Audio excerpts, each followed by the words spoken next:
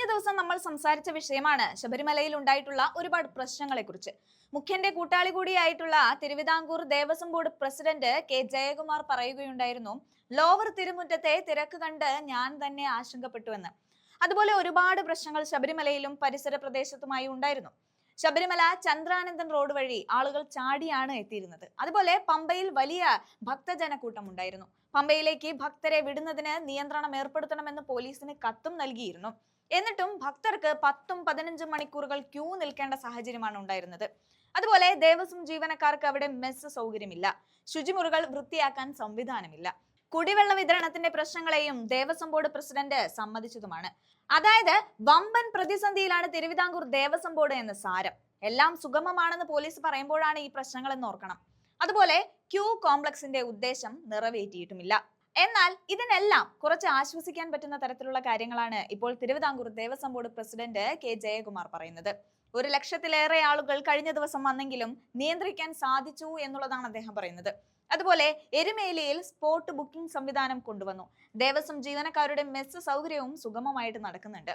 ഏറ്റവും വലിയൊരു നല്ല തീരുമാനമായിട്ട് അദ്ദേഹം പറയുന്നത് അവിടുത്തെ അന്നദാനത്തിനെ കുറിച്ചാണ്.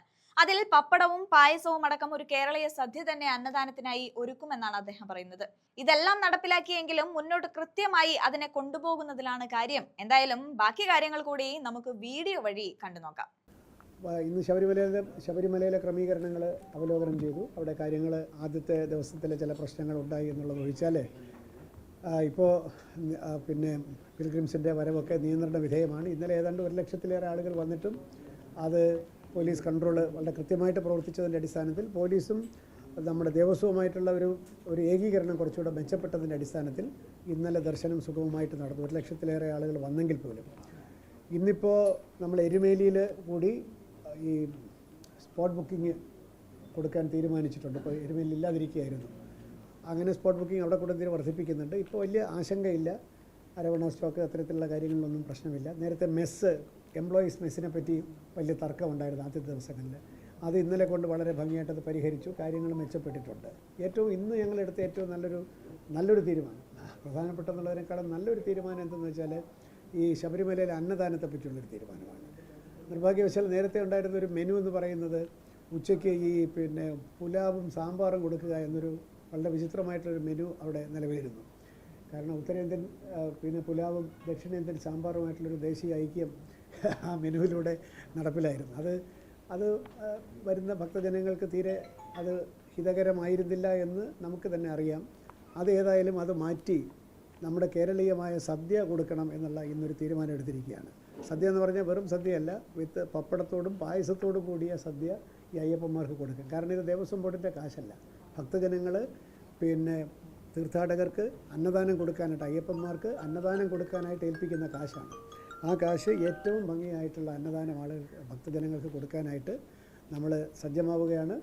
അതുകൊണ്ട് പായസവും പപ്പടവും അത് ഞാൻ എടുത്തു പറഞ്ഞു. അച്ചാറുണ്ടാവും, പായസം ഉണ്ടാവും, പപ്പടം ഉണ്ടാവും, വേറെ 4 കറികൾ എന്ന് വെച്ച് ഇവിടെ തിരുവനന്തപുരത്ത് വിവാഹ സദ്യയിൽ കൊടുക്കുമ്പോൾ 40 കറിയൊന്നും ഉണ്ടാവില്ല. ആവശ്യമുള്ളൊരു സദ്യ, ഒരു എസെൻഷ്യൽ കേരളീയ സദ്യ വിത്ത് പായസം ആൻഡ് പപ്പടം, അത് ഞാൻ വളരെ നിർബന്ധമാണ്, അത് കൊടുക്കണം. കാരണം പമ്പാ സദ്യ എന്നുള്ളത് പണ്ട് തൊട്ടേ അയ്യപ്പൻ്റെ ചരിതവുമായിട്ട് ബന്ധപ്പെട്ട് തന്നെ നമ്മളെപ്പോഴും പമ്പാ സദ്യയെ പറ്റി കേട്ടിട്ടുണ്ട്. അതൊക്കെ അങ്ങ് നിന്ന് പോയി. പണ്ടൊക്കെ അവിടെ ഒരുപാട് പേരൊക്കെ സദ്യ കൊടുക്കുമായിരുന്നു. ഇപ്പോൾ അതൊന്നുമില്ല. ഇപ്പോൾ എല്ലാം നമ്മൾ തന്നെയാണ് ചെയ്യുന്നത്. അതുകൊണ്ട് തന്നെ ആ അന്നദാനത്തിൻ്റെ ക്വാളിറ്റി മെച്ചപ്പെടുത്താൻ നമുക്ക് ബാധ്യതയുണ്ട്. വേറെ ഒരു ഓപ്ഷനും ഇല്ല ഹോട്ടലിൽ പോയി കഴിക്കുക എന്നുള്ളത്. അത് എത്രയും പെട്ടെന്ന് ഇന്നിപ്പോൾ തീരുമാനമെടുത്തു. ഇന്ന് തന്നെ കമ്മീഷനോട് പറഞ്ഞിരിക്കുകയാണ്, വിളിച്ചു പറഞ്ഞിട്ട് എത്രയും പെട്ടെന്ന് ചട്ടം കെട്ടുക. നാളെ അല്ലെങ്കിൽ മറ്റന്നാളെങ്കിലും അത് നിലവിൽ വരും എന്നാണ് എൻ്റെ പ്രതീക്ഷ. അതൊരു വലിയ ഒരു നേട്ടമായിട്ട് ഞങ്ങളുടെ ബോർഡ് കരുതുകയാണ്. അതുപോലെ പന്തളത്തെ അന്നദാനത്തെ പറ്റിയും ചില പരാതികളൊക്കെ ഉണ്ടായിരുന്നു. കാരണം പണം കൊടുത്തില്ല. ഇന്ന് ഏതായാലും 10 ലക്ഷം രൂപ അഡ്വാൻസ് കൊടുക്കാൻ തീരുമാനിച്ചു. അതിൻ്റെ മെനു ഉടനെ മാറ്റുന്നില്ല. അതും കാലക്രമത്തിൽ ഈ മെനുവിലേക്ക് നമ്മൾ വരും. പന്തളത്തെ അന്നദാനം മെച്ചപ്പെടുത്താൻ തീരുമാനിച്ചിരിക്കുകയാണ്. മൂന്നാമത്തെ ഒരു പ്രധാന തീരുമാനം എടുത്തത് ഇന്നലെ ജസ്റ്റിസ് സിരിജഗൻ, അദ്ദേഹം മാസ്റ്റർ പ്ലാൻ ചെയർമാനുമായിട്ട് അദ്ദേഹമായിട്ട് ഞാൻ സംസാരിച്ചു. കാരണം അടുത്ത വർഷത്തേക്കുള്ള തയ്യാറെടുപ്പ്, ശബരിമല സീസണിലെ തയ്യാറെടുപ്പ് തുടങ്ങണമെങ്കിൽ ഈ മാസ്റ്റർ പ്ലാനിലെ ഒരുപാട് പദ്ധതികൾ പ്രാവർത്തികമായെങ്കിൽ മാത്രമേ നമുക്ക് സൗകര്യങ്ങൾ മെച്ചപ്പെടുത്താൻ സാധിക്കുകയുള്ളൂ. അപ്പോൾ മാസ്റ്റർ പ്ലാൻ ഒരു തരത്തിൽ അങ്ങോട്ട് പോവുകയും ദേവസ്വം ബോർഡ് വേറൊരു വഴി കൂടെ പോവുകയും എന്നുള്ളതല്ല ശരി. ഇത് ഒരുമിച്ച് പോകണം. ഇതെല്ലാം ശബരിമലയ്ക്ക് വേണ്ടിയിട്ടാണ്. ശബരിമല തീർത്ഥാടനം മെച്ചപ്പെടുത്താനുള്ള വലിയ സൗകര്യങ്ങളാണ് പെർമനൻറ്റ് സൗകര്യങ്ങളാണ് മാസ്റ്റർ പ്ലാൻ വഴി നമ്മൾ ഉദ്ദേശിക്കുന്നത്. അത് സമയബന്ധിതമായിട്ട് തീർക്കാൻ സാധിക്കണം.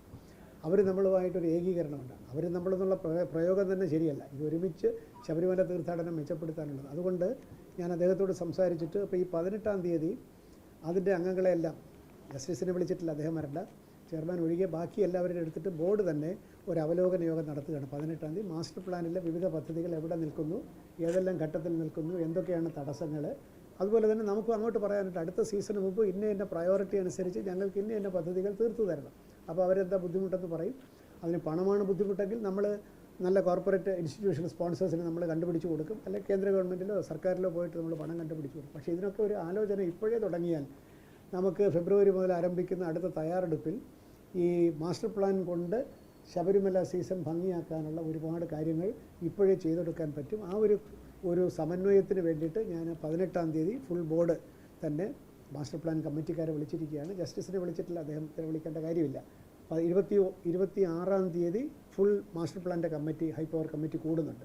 ആ കമ്മിറ്റിയിൽ ചെല്ലുമ്പോൾ ഞങ്ങൾക്ക് എന്താണ് വേണ്ടത്, ശബരിമലയ്ക്ക് എന്താണ് ഈ മാസ്റ്റർ പ്ലാൻ ചെയ്തു തരേണ്ടതെന്നുള്ള വ്യക്തമായ ഒരു ചിത്രം നമുക്ക് കൊടുക്കാൻ പറ്റും. അവർക്ക് ബുദ്ധിമുട്ടുകളുണ്ടെങ്കിൽ നമുക്കത് ഒരുമിച്ച് പരിഹരിക്കാൻ സാധിക്കും. ഒരു സമയബന്ധിതമായിട്ട് അറ്റ്ലീസ്റ്റ് 1 ഇയർ പെർസ്പെക്റ്റീവിൽ അവിടെ മാസ്റ്റർ പ്ലാൻ വഴി നമുക്ക് എന്ത് കിട്ടുമെന്നുള്ള ഉറപ്പ് വരുത്താൻ ഈ ഒരു അവലോകന യോഗം കൊണ്ട് സാധിക്കും.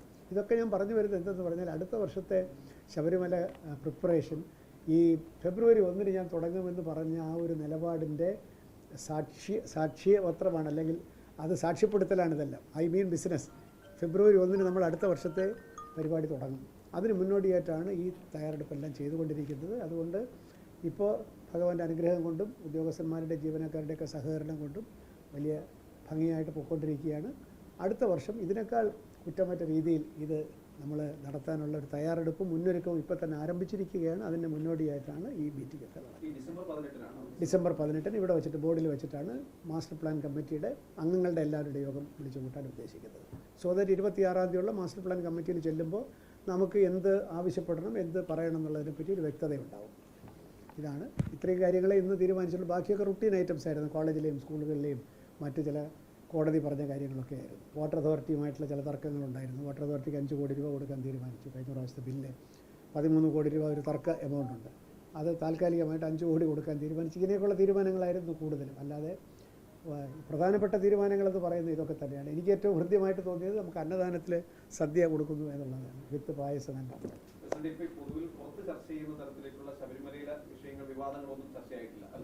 ആവശ്യമില്ലാത്ത കാര്യങ്ങൾ എന്തിനാണ് ചർച്ച ചെയ്യുന്നത്? ആവശ്യമുള്ള കാര്യങ്ങൾ ചർച്ച ചെയ്യാൻ തന്നെ സമയം തികയാതിരിക്കും. ചർച്ച ചെയ്യാറില്ല.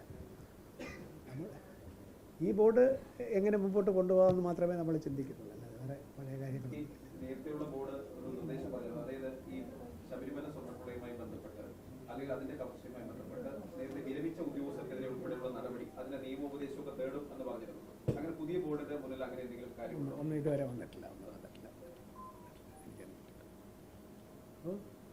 പ്രസിഡന്റ് കണ്ടിട്ട് അജണ്ടകൾ എന്തായാലും ഇനിയിപ്പോ അല്ലെ? തീർച്ചയായിട്ടും അങ്ങനെയാണല്ലോ, നാട്ടു നടപ്പ് അങ്ങനെയല്ലേ.